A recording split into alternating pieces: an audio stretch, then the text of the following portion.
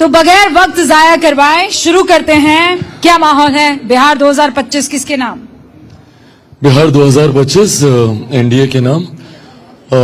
एक बार फिर मेरे प्रधानमंत्री नरेंद्र मोदी जी की सोच वाली सरकार, मुख्यमंत्री नीतीश कुमार जी के अनुभव वाली सरकार, आदरणीय जीतन राम मांझी जी, उपेंद्र कुशवाहा जी के समर्थन वाली सरकार और चिराग पासवान के बिहार फर्स्ट बिहारी फर्स्ट वाली सरकार, एक मजबूत एनडीए की सरकार 14 नवंबर को बनने जा रही है।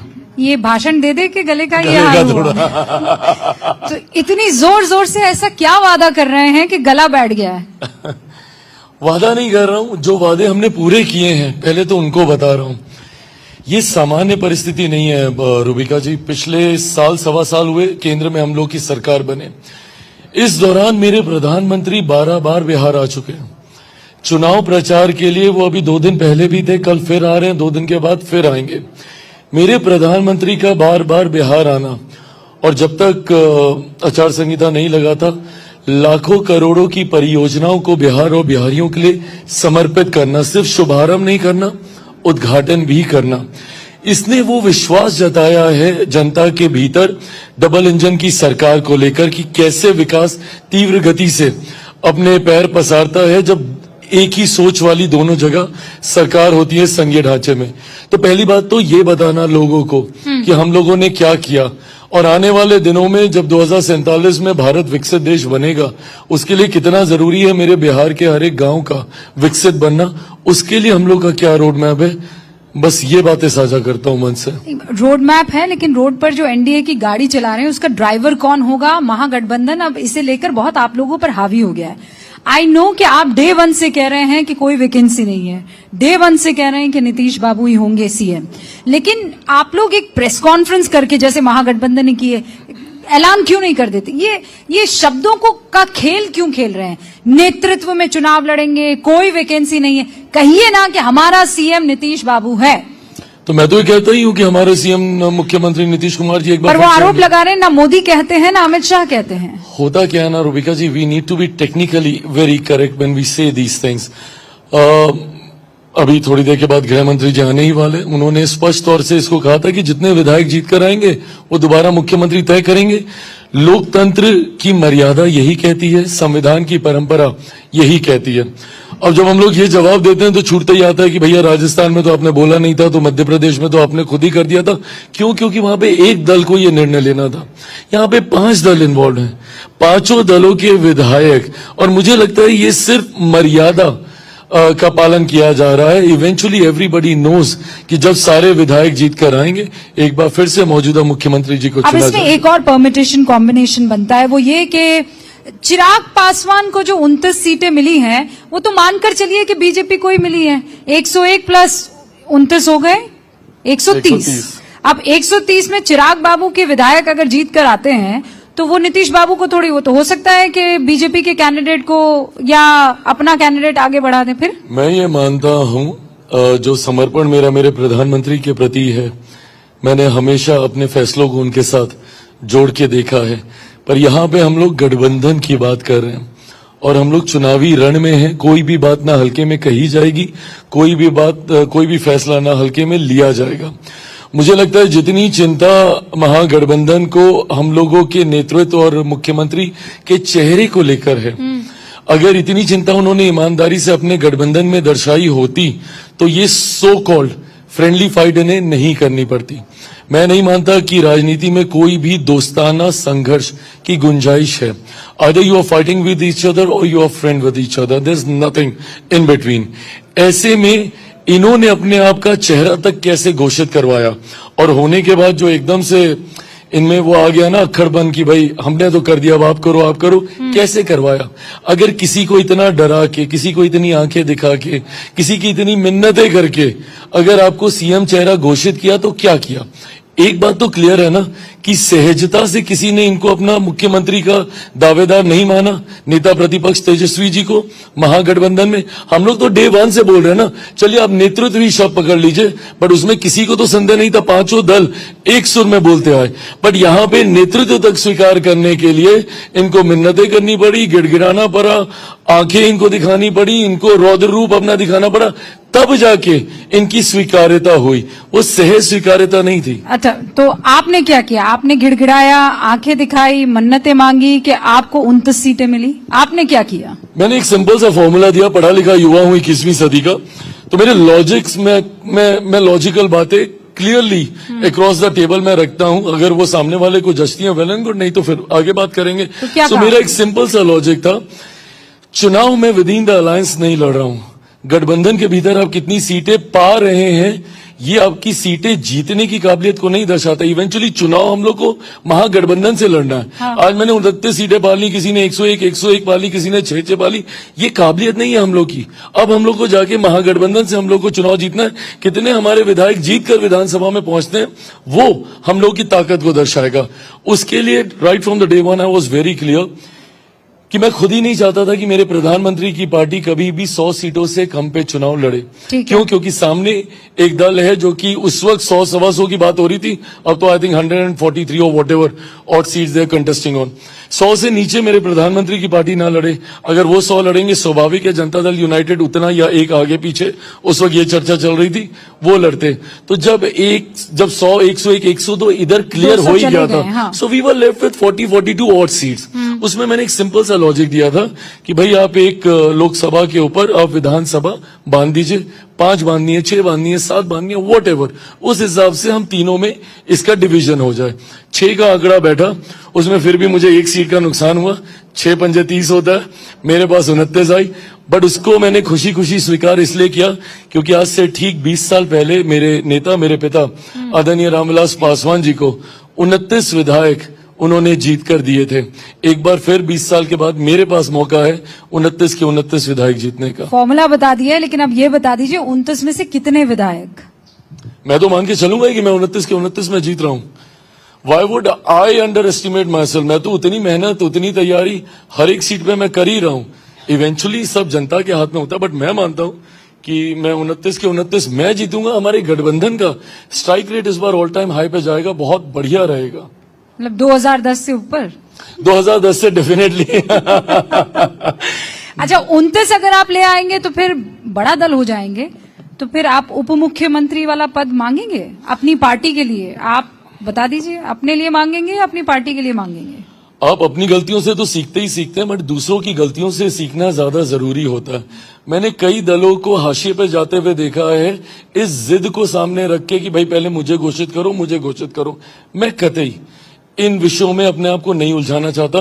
मैं लम्हे में जीता हूं, मोमेंट में मैं जीता हूं, मेडिटेशन में विश्वास रखता हूं। फिलहाल हमारा गठबंधन बेहतरीन प्रदर्शन करे, ये हम लोग की प्राथमिकता है। इवेंचुअली परिणामों के बाद सरकार में कौन किस भूमिका में रहेगा, वो फैसला तब लिया जाएगा जब परिणाम आएंगे 14 नवंबर के बाद। इतना लंबा आंसर यही कह देते कि नहीं? तो उप मुख्यमंत्री आप चाहते हैं आपकी पार्टी का बने कि नहीं? मेरी सारी चाहतें 14 नवंबर के बाद सामने आएंगी। पहले आप उस काबिल तो बनिए चाहत रखने के लिए। पहले मैं उतना काबिल बन जाऊं, फिर चाहते रखूंगा। नहीं तो मैं तो मान के चल रही हूँ, आपने कहा 29 में से 29 लाऊंगा, मैं आपसे इतनी ज्यादा मेहनत मैं कर मान के चल रहा हूं। है? आपने कहा तो मैंने माना, मान के चल रहे हैं। तो अब 29 आ गए तो ये मानकर चला जाए कि आप उप मुख्यमंत्री पद मांगेंगे। सो चाहत और हकीकत में जो फर्क होता है, उसका अनुभव मैंने पिछले 3 सालों में किया है। चाहते और हकीकत अगर एक ही होते ना, तो मैंने कभी नहीं चाहता कि पापा मुझे छोड़ के जाते या मेरा घर परिवार टूटता। तो मैं मानता हूं कि चाहत और हकीकत में डिफरेंस होते हैं। एक बार मेरी चाहते हकीकत में परिवर्तित हो जाए, फिर मैं आपके इस सवाल का भी जवाब दूंगा। अच्छा, आपकी चाहत क्या है? केंद्र में रहना कि बिहार में आना? मेरा बिहार में आना एब्सोल्युटली। मैं तो बल्कि इस चुनाव में मैंने जैसा कहा भी था, मैं चाहता था कि हम लोग मैं विधानसभा का चुनाव लड़ूं। तो मैं पिछला सवाल और ये वाला जवाब दोनों जोड़ सकती हूँ? कतई ऐसा ना करें, 2 अलग अलग प्रश्न है, दोनों के जवाब अलग अलग समझे। अच्छा, मैं चाहता था कि मैं इस बार भी मैं चुनाव लड़ूं, बट नेगोशिएशंस ही इतने स्ट्रेच हो गए कि उसके बाद या तो मैं अपने प्रत्याशियों को चुनाव लड़ाता या मैं खुद चुनाव लड़ता। नहीं तो अगर मुकेश सहनी कुछ % के साथ और 12-13 सीटों के साथ उप मुख्यमंत्री पद मांग सकते हैं, तो चिराग पासवान भी तो मांग सकते हैं। मांग के लिया तो क्या लिया, अपने सामर्थ्य पे आप आइए ना। मैं ये मानूंगा कि बॉलीवुड वाला इवेंचुअली कीड़ा आपका पीछा तो नहीं छोड़ता। आपकी काबिलियत ऑटोमेटिकली।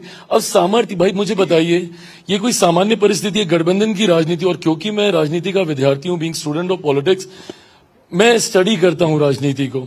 मैंने गठबंधन की राजनीति में आज तक कभी नहीं देखा कि एक सिंगल सांसद वाली पार्टी को 5 सीटें उठा के दे दी जाती हूं चुनाव लड़ने के लिए। मैं जीता वो सेकेंडरी, पर ये विश्वास होना कि ये लड़के जीत सकता है, ये अपने में बहुत बड़ी बात है। मैंने तो 9 वालों को 7, 7 वालों को 5, 5 वालों को 2, 2 वालों को 1 बोल के मर्ज करवाते हुए भी मैंने देखा है। ऐसे में एक सांसद वाली पार्टी को 5 दे दिया गया। सामर्थ मैं 1 बोलने वाला था, फिर मुझे याद आया कि मेरे तो वो विधायक भी चला गया, तो मेरे वो विधायक भी नहीं बचे, तो 0 विधायक वाली पार्टी को 29 सीटें दे देना चुनाव लड़ने के लिए। सामर्थ ना, so eventually your potential, your capabilities will count. आपका दबाव ये सब काम नहीं आता। इस बार बिहार किस पर वोट करेगा? ये अक्सर कहा जाता है कि बिहार में वोट जाति पर होता है, बाकी सारी बातें बाद में, जाति है कि जाति नहीं। आपको लगता है इस बार भी जाति पर ही वोट होने वाला है? मैं मानना चाहूंगा कि नहीं, क्योंकि मैं इस बात को ईमानदारी से मानता हूं कि प्रदेश की हमारी जात पात धर्म मजहब की राजनीति ने सबसे ज्यादा बिहार और बिहारियों का नुकसान किया। And what surprises me even more कि आज की तारीख के भी जो युवा नेता हैं वो भी कंजर्वेटिव स्टाइल ऑफ पॉलिटिक्स करते हुए अपने सीने पे तमगे की तरह जातीयता और सांप्रदायिकता के समीकरण को टांग के चलते हैं, उसको फ्लॉन्ट करते हैं और उसको एमवाई समीकरण बोलते हैं। मेरा भी एक एमवाई समीकरण है, बट अनलाइक राजद के एमवाई में जिसमें एम रिप्रेजेंट सांप्रदायिकता, जिसको इन्होंने सिर्फ वोट बैंक बना रखा है, एंड वाई रिप्रेजेंट जातीयता, जो कि सिर्फ एक परिवार तक ही सीमित है और कोई दूसरा यादव उनके यहां आगे नहीं आ सकता। ऐसे में मेरा एक एमवाई समीकरण है जहां एम में देश की ही नहीं दुनिया की आधी आबादी महिलाएं हैं, तो वाई में मेरे प्रदेश की ही नहीं देश की सबसे बड़ी आबादी युवाओं की है। तो मैं इस एमवाई समीकरण के साथ मैं आगे चलने का मैं प्रयास कर रहा हूं। काबिले तारीफ है अगर ये आपका एमवाई समीकरण है और आप कह रहे हैं कि आप मानना चाहते हैं कि जाति पर वोट नहीं होता है, लेकिन हकीकत हम सब जानते हैं। अब बड़ा सवाल ये है, राहुल गांधी मैदान में आ चुके हैं। आज राहुल गांधी जब एक रैली को संबोधित कर रहे थे तो उन्होंने ये कहा कि प्रधानमंत्री नरेंद्र मोदी वोट के लिए कुछ भी कर सकते हैं। आप उनको स्टेज पर बुलाकर नाचने के लिए कहेंगे तो वो नाच भी लेंगे। इस तरीके के बयान फायदा पहुंचाएंगे या नुकसान? ऑफ कोर्स नुकसान पहुंचाएंगे आप किसी पे इस तरीके। और ये देखिए कहीं ना हताशा को दर्शाता है। जब आप चिढ़ के बयान देते हैं ना, ये चिढ़ा हुआ बयान है। जब आप चिढ़ के कुछ बोलते हैं तो समझ में आता है कि आप हताश हैं, आप निराश हैं। नहीं तो इस तरीके का आप बोलिए ना भैया कि आपके 11 साल में आपने क्या किया क्या नहीं किया, बिहार में केंद्र सरकार के द्वारा क्या हुआ। 11-12 बार मेरे प्रधानमंत्री चुनाव से पहले 1 साल में बिहार आ गए तो क्या देकर गए। नीति पे सवाल उठाइए ना, जितने सवाल उठाने, और हम सब खड़े हैं आपके सवालों का जवाब देने। बट किसी की मां को गाली देना, और मैं इस बात को इसलिए भी ज्यादा महसूस करता हूं क्योंकि लोकसभा में खुद मेरी मां को, मेरे परिवार को इसी तरीके से गालियां दी गई थी। इस तरीके से व्यक्तिगत जाना, मुझे कतई किसी प्रोफेशनल उससे मुझे कोई एतराज नहीं है। जो लोग नाचकर भी अपना जीवन को आगे बढ़ाते हैं, बहुत अच्छी बात है, वो भी मेहनत करते हैं।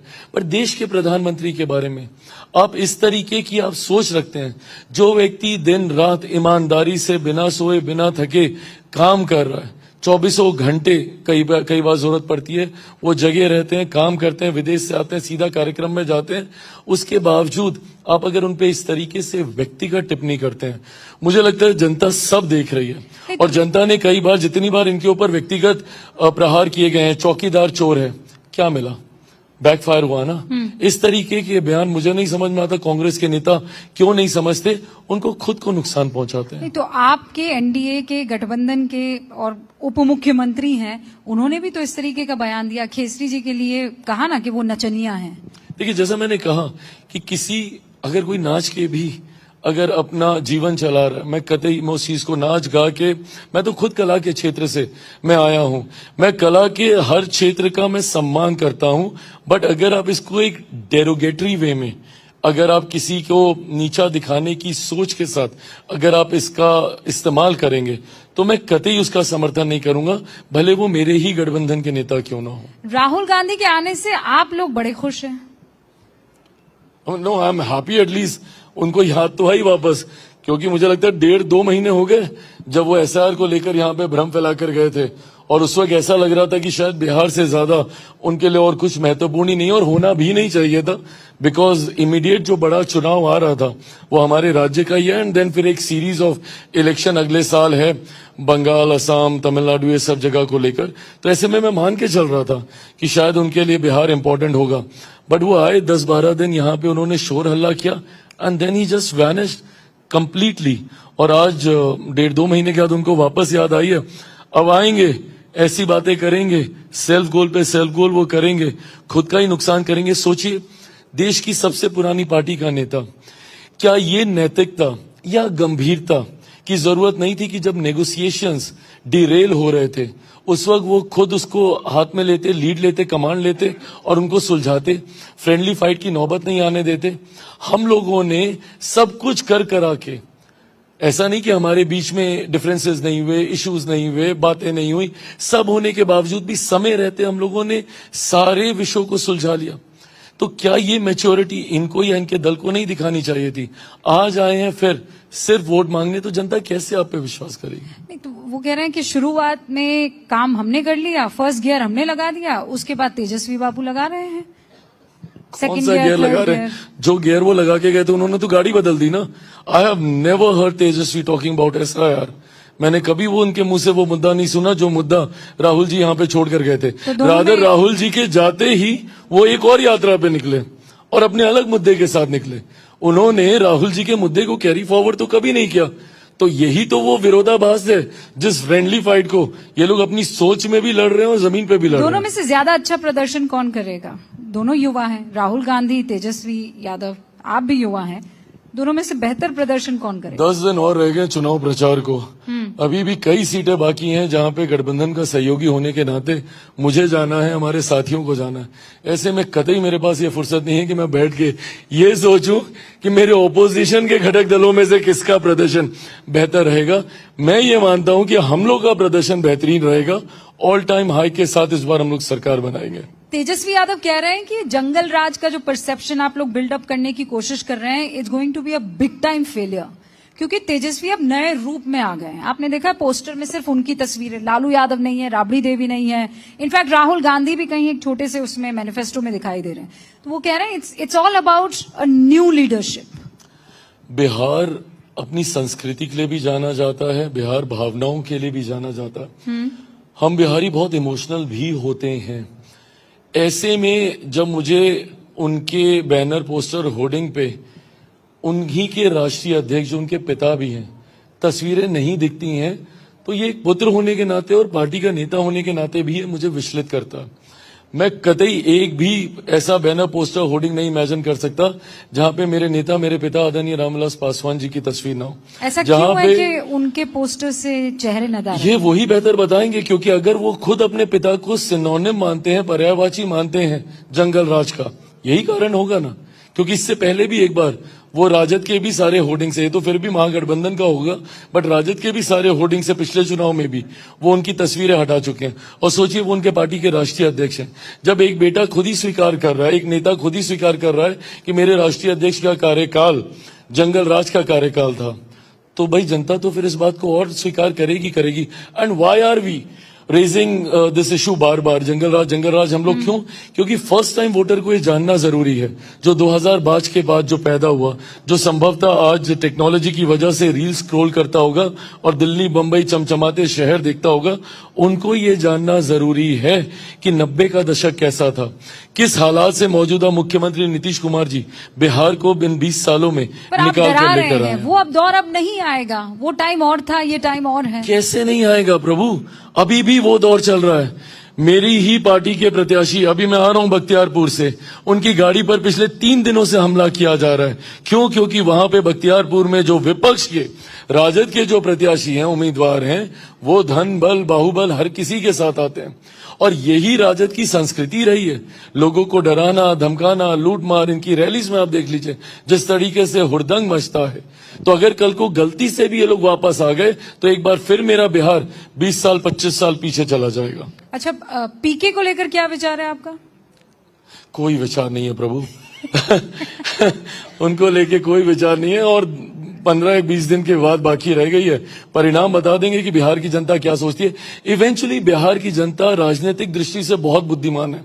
ऐसे में कोई भी अपना वोट बर्बाद नहीं करेगा।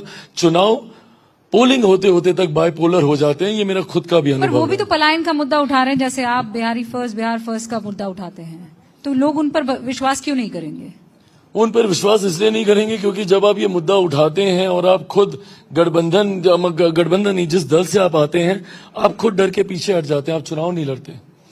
भाई अगर मैं अकेला लड़ रहा होता, अपनी पार्टी से लड़ रहा होता, बिना गठबंधन के लड़ रहा होता, मैं लड़ जाता ना, मैं क्यों नहीं लड़ता? मैं तो खुद फ्रंट से लीड करता। पर जब आप खुद एक बैक सीट लेते हुए दिखते हैं, उन्हीं के खुद के प्रत्याशियों ने कितनों ने बैक सीट ले ली जिस दिन उन्होंने चुनाव लड़ने से इनकार किया। हैविंग सेड इट, मैंने इतनी मेहनत नहीं की है उनके बारे में मंथन करने में। मैं ये मानता हूं कि चुनाव इलेक्टोरल पॉलिटिक्स में उनकी बहुत ज्यादा भूमिका इस चुनाव में कम से कम नहीं होगी। मैं आखिरी जो सवाल पूछना चाहती हूँ वो असदुद्दीन ओवैसी, AIMIM के संस्थापक, इनफैक्ट जो अध्यक्ष हैं, वो ये कह रहे हैं कि एम फॉर मल्लाह के जात को रिप्रेजेंट करने वाले उप मुख्यमंत्री महागठबंधन में हो सकते हैं, लेकिन एम फॉर मुस्लिम चेहरा नहीं हो सकता है। सब दूरी बना के रखते हैं। एनडीए ने भी दूरी बना के रखी हुई है। आप अपने साथियों को क्यों नहीं बनाते कि सीटें दें, मतलब सीटें एज इन उनको प्रत्याशी बनाए मुस्लिम मैंने कैंडिडेट्स? तो एक प्रत्याशी दिए, जदयू ने भी दिए, बट हाँ ये जो परसेप्शन बिल्डिंग होती है ना, जो मुसलमानों को डरा के सुनिश्चित किया जाता है कि भैया मोदी के साथ गठबंधन बिल्कुल मत जाना, इस डराने की राजनीति ने ही सबसे ज्यादा मुसलमानों का अहित किया है, सबसे ज्यादा उनको नुकसान पहुंचाने का काम किया है। डरा डरा के बदले में आप लोगों ने क्या कर दिया प्रभु? मैंने तो फिर भी एक दिए, राजद ने कितने दे दिए? क्यों? आपसे सवाल इसलिए पूछा जाता है क्योंकि आप फ्लॉन्ट करते हैं अपने MY समीकरण को। आपसे सवाल पूछा जाएगा, मुझसे कोई नहीं पूछेगा कि मैंने उप मुख्यमंत्री मुसलमान दिया कि नहीं दिया। भैया मैंने तो 20 साल पहले अपनी पूरी पार्टी समाप्त कर दी थी मुसलमान मुख्यमंत्री बने इस बात की घोषणा करते हुए। कहां थी राजद उस वक्त? उस वक्त आई हुई सच्चर कमेटी की रिपोर्ट क्यों कहती है मुसलमानों के बदहाल परिस्थितियों के बारे में, जबकि अधिकांश समय केंद्र में कांग्रेस रही और बिहार में राजद रही। नहीं, लेकिन तो बयान आपकी पार्टियों की, आपकी नहीं, लेकिन बीजेपी की तरफ से, बीजेपी के कई नेता हैं जो ऐसे बयान देते हैं जो उनको रुष्ट कर देते हैं। किनको रुष्ट कर देते हैं? मुसलमानों को। गिरिराज बाबू ने कहा ना कि हमें नहीं चाहिए अरे इनका प्रभु, वोट। हर पार्टी में हर नेता हर कोई होता है। क्या महागठबंधन में कोई ऐसा नहीं है जो इस तरीके की टिप्पणी नहीं करता? इवेंचुअली आपके गठबंधन का नेता कौन है, आपके दल का नेता कौन है, वो क्या कह रहा है, वो किस सोच के साथ बढ़ रहा है? भाई मेरे प्रधानमंत्री 11 साल से कह रहे हैं सबका साथ, सबका विकास, सबका विश्वास, सबका प्रयास। ये आपको सुनाई नहीं देगा। किसी एक नेता ने किसी एक मंच पे जाके कोई एक बात कह दी, उससे आपको परेशानी हो जाएगी। मैं कह रहा हूं पिछले 4 साल से बिहार फर्स्ट, बिहारी फर्स्ट। मैंने तो ना हिंदू की बात की, ना मुसलमान की बात की, ना अगड़ा की बात की, ना पिछड़ा की बात की, ना दलित की बात की, ना किसी महादलित की बात की, बट वो नहीं सुनाई देगा। बट जैसे ही आप इनको डराने लग जाएंगे तो डर के, मेरा बस इतना है कि आप डर के उनको वोट कर रहे हैं, कर दीजिए, पर बदले में क्या मिल रहा है एक बार पूछ तो लीजिए। उप मुख्यमंत्री तक तो बनाना आपको जरूरी नहीं समझते। और बात करेंगे रिप्रेजेंटेशन की, तो मुसलमान करे तो करे क्या फिर? ईमानदारी से उसके साथ जाए जो हर योजना में उनको उतनी ही भागीदारी देता है जितने के वो हकदार हैं। मेरी केंद्र की कोई एक योजना बता दीजिए जहां पे मुसलमानों के साथ सिर्फ इसलिए भेदभाव किया हो क्योंकि वो एक अलग धर्म से आते हैं। क्या हर योजना में उनका समावेश नहीं किया गया? इस समावेशी सोच के साथ मेरी केंद्र की सरकार बिहार में मुख्यमंत्री जी के ऊपर कोई एक सवाल उठा सकता है उनके थॉट प्रोसेस को लेकर, मुसलमानों के लिए हो या समाज के किसी भी वर्ग के लिए हो? क्या आप उनकी जहन, उनकी सोच के, उनकी चिंतन के ऊपर कोई सवाल उठा सकते हैं? नहीं उठा सकता। फिर भी आप साथ नहीं देंगे, क्यों? क्योंकि आप इस गठबंधन में हैं। तो भाई जिनके साथ आप जा रहे हैं उन्होंने बदले में आपके लिए क्या किया, एक बार उनसे तो पूछ लीजिए, डर के अगर आप हमको वोट नहीं दे रहे। आपने नीतीश जी का जिक्र किया और कहा कि वो सबको पसंद है, लेकिन विपक्ष ये भी आरोप लगा रहा है कि नीतीश बाबू की तबीयत खराब है, उनकी सेहत ठीक नहीं रहती है और आप लोगों ने उन्हें हाईजैक कर लिया, बीजेपी ने हाईजैक कर लिया है।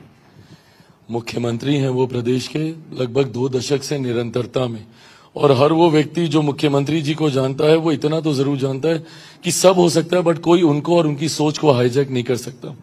और विपक्ष के पास जब कुछ कहने के लिए बचता नहीं है ना, तो व्यक्तिगत प्रहार पे आते हैं। कैसे आज राहुल जी ने मेरे प्रधानमंत्री के बारे में बोला, क्यों? क्योंकि और कुछ है नहीं ना बोलने के लिए। विकास हो रहा है, डबल इंजन की सरकार काम कर रही है, एकता है, सब कुछ है, क्या बोलेंगे? वैसे ही मुख्यमंत्री जी के लिए कुछ है नहीं। जिस मुख्यमंत्री पे आप उंगली उठा रहे हैं प्रभु, वो आपके प्रचार शुरू, आपका तो तब तक नेगोशिएशंस क्लियर नहीं हुए थे और वो प्रचार में उतर गए थे। हम लोग दो बार अपना गला बैठा के वापस गार्गलिंग कर करके हम लोग प्रचार में हम लोग उतर रहे हैं और आप लोगों के नेगोशिएशंस नहीं हुए थे। तो आप उस मुख्यमंत्री के ऊपर सवाल उठा रहे हैं जो आपसे ज्यादा मेहनत और आपसे ज्यादा प्रचार में जुटे हुए हैं। पर गजब मोहब्बत हुई ना आपको भी मुख्यमंत्री जी से, क्या तीखे बाण चलाया करते थे, और अब तो मैंने ऐसी मोहब्बत। नीतिगत विषयों पर हमेशा उस वक्त भी आलोचना की, सरकार में रहकर भी मैंने की है। मैंने कभी भी ऐसा नहीं हुआ कि अगर कुछ गलत हो रहा हो और मैं सिर्फ हाँ में हाँ इसीलिए भरूं। कुछ दिन पहले भी मेरे बयान आए थे जहां पे भी मुझे लगा कि चीजें ठीक नहीं है, जब और गोलियां चल रही थी पटना ये में। मेरी नैतिक जिम्मेदारी बनती है सहयोगी होने के नाते। मैं उन दोस्तों में से नहीं हूं जो कि यस सर यस बॉस करे। जहां गलत जा रहे हैं अपनी बेहतरी के लिए सुधारना भी हमें ही होगा, चीजों को ठीक भी हमें ही मिलकर करना होगा। बहुत बहुत शुक्रिया Thank you. चिराग पासवान हमारे साथ बात करने के लिए। 29 में से कितनी सीटें आती हैं ये वक्त बताएगा, और दोबारा फिर आपको यहीं इस मंच पर सवालों के लिए बुलाया जाएगा। बहुत बहुत शुक्रिया।